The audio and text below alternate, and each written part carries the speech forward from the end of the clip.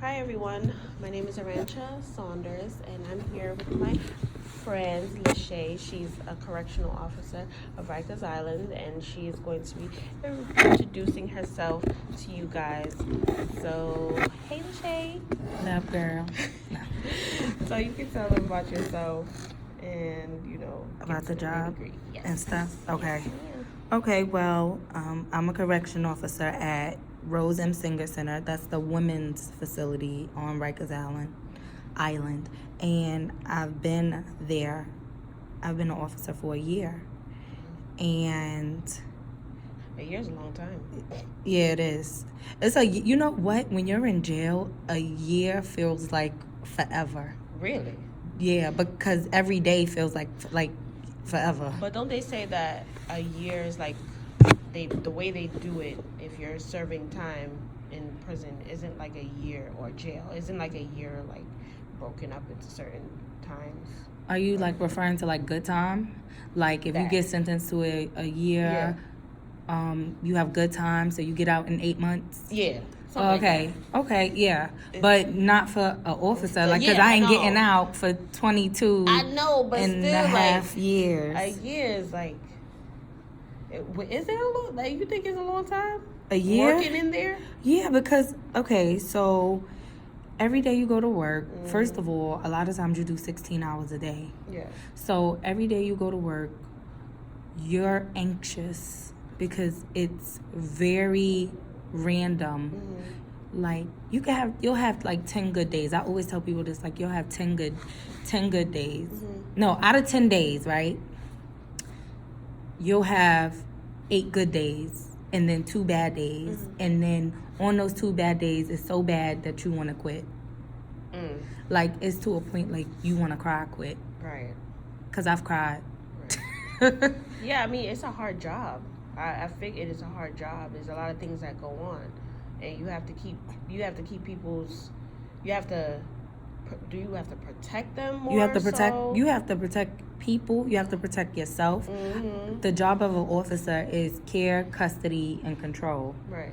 So you have to care, and as an officer, you provide the basics. So you make sure everyone eats. You make sure everyone is clothed. You make sure that if medical attention is needed, that you get that for them. Yeah. You make sure, especially as a woman, these women have sanitary napkins. These women have the soap that they need to wash up with. Right. Like, everything that a woman needs and a person who's in prison need, you have to provide that. And then on top of that, safety. So you have to make sure that if there's somebody who seems weak, that they're not taken advantage of. So there might be a situation where you have this girl and she's giving up her meals. You have to get involved. Like, you need to give that back, right, else we're gonna have a problem. And that's how you have to communicate to protect. Like, you really have to protect people because some people really can't protect themselves. So did you choose to work in a women's prison, or? By the grace of God, You did? by the grace of God, I got in there. I interviewed to be in a women's prison. So why you didn't do a men's? I didn't go to a men's. You know what? When you're going through the academy, there's something called OJT, and that's on the job training. Right. So what happens is, a lot of us, we do on the job training at men's facilities because there's only one women's facility. Okay. So, before I went on my job training, I interviewed to be in a women's jail. But it was easier for a woman to be in a men's jail because... Really? Yeah. Oh, wow. Because the men, all they're around is other men. Yeah. So when they see a woman, it don't matter how she look, they on her. Exactly. And they'll listen to her. Yes. Like, oh, whatever you say, I love you, I want to marry you. You ignore that crazy mess, right? But whatever they feel is on them. I'm just happy that they were willing to comply. You know what I mean? Yeah. But it was easy. But women, boy, they talk back. They want to fight. Some women are intimidated by another woman. Like, it's like real, like, crazy with women and women. But it's natural. Like, that happens on the outside. Correct. Like, women are... that happens outside as well, not only in the jail. Yeah, so it's intensified in jail. competition and beef. So I watched the movie Fruitvale Station. Have you? I've watched that movie, but I can't even tell you. I watched the movie, but I haven't seen it in so long. I got the gist. Basically, the Fruitvale Station is basically about a reenactment of a historical, I would say a historical event, because it's about history, and this is what happened in way back when, to black people, women and men. What happened was Oscar Grant was I wouldn't say a minor. I think he was like 22, but he was 22. Yeah, he was a black man that was portrayed as a drug dealer, as a aggressive individual, as just being a black man. And he got in a fight on the train, and he was pulled off a train by a white police officer. Unfortunately, he got shot, and before he got shot, they used excessive force on him to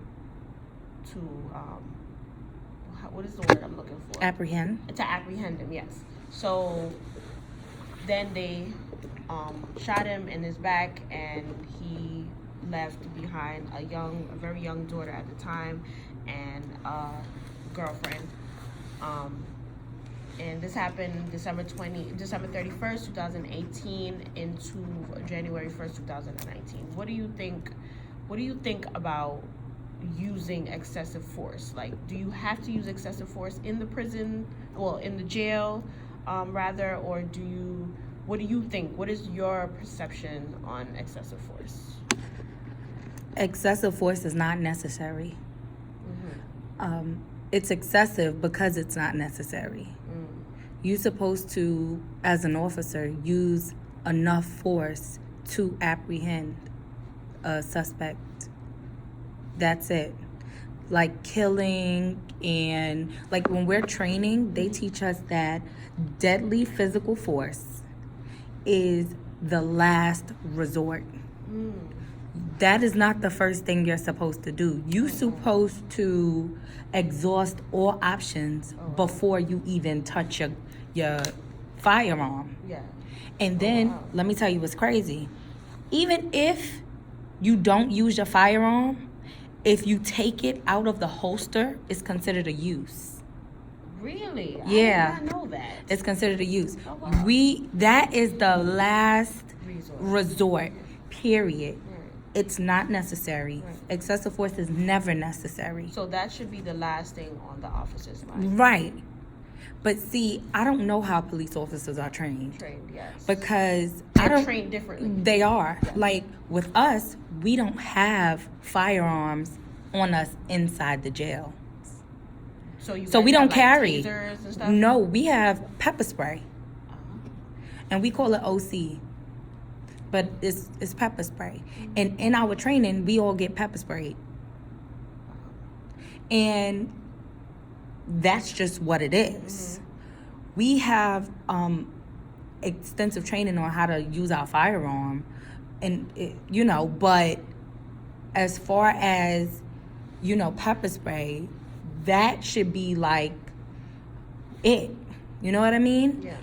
And even pepper spraying, they want us to communicate effectively before we even pepper spray. Like, they want us to talk it out.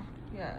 So you just can't say, you know what? I'm pulling out my firearm on you. Or you know what? I'm about to spray you. So you have to communicate with them first. Yes. So all the videos, okay, so my question to you is, all the videos that you have seen since that event, and these police officers the first thing they do is pull out their gun for them to surrender. What do you think about that? Because most of the time, the first thing police officers do if they are feeling threatened is taking out their gun.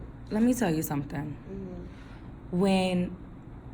Because I went through the police process as well. Yeah. And when I sat in the audience, the majority of people in the audience was white. Okay. So going through my police process, you have something called an initial medical. This is where the candidates come in, they get their hearing test, they get their vision test. The majority of the people that sat next to me was white. And you have to remember, the cops are in low-income communities. So imagine you taking somebody that is white, never lived in a low-income community, never really know the jargon or the way of a black man, and you put him in a project. He is scared. He is gonna be scared, okay? Because he doesn't know how it is to be black, what it is to be black, what's a joke, what's not a joke. Right. So he's gonna pull out his gun because he's gonna be scared. Because the news and a lot of media outlets criminalize black men. So as a white officer in a predominantly black neighborhood, with the news in the back of my mind telling me that if I don't get him, he gonna get me, that he gonna pull out his gun. It's no excuse. It's no excuse on why these guys are hurting our people. There's no excuse. But then you have those people who are scared, and then you have those people who are racist. There's no excuse. At all, yeah. It's not enough people like us in law enforcement, police officers. But guess what? There's a lot of black people in corrections. So as an officer, what do you think about what position should have happened? What do you think should have happened during that time when Oscar Grant was being arrested? Or the steps that we took the steps that we take in the academy, or that was supposed to be practiced, that's what should have took place in that time, where it's communication, right? Which is the key and the biggest thing. Right. And when there's more than one person apprehending a supposed criminal or whatever, it shouldn't be excessive force. Exactly, I agree with that. There shouldn't be excessive force. I agree with that. Then the person doesn't have any weapons. The person is not harm to themselves or you. It could have went down differently. Like there could have been a civilized. He got in a fight and he was on the train. Right. They just pulled him off, thinking because he's a black man, he's the one that did it. Right. And they didn't even look for the other suspect that actually started the fight. Right. So this is what I'm saying. It's not fair, and procedures needed to be followed. Yeah. They did not follow any procedure. And if someone is complying, they complying. Because in the video, in the movie, him and his friends were arrested, and they were sitting there complying to what they were saying. Just because Oscar and his other friends they said stuff that the officers did not like. I think that's when they actually used the force, the excessive force. I remember.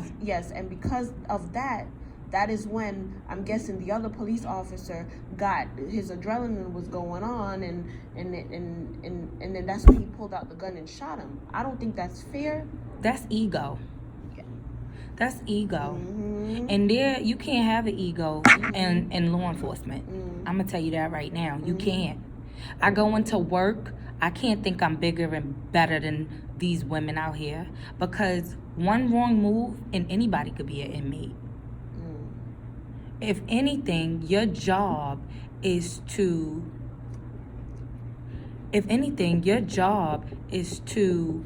just be a person, because you're a person too. Right. You're a person first. Right.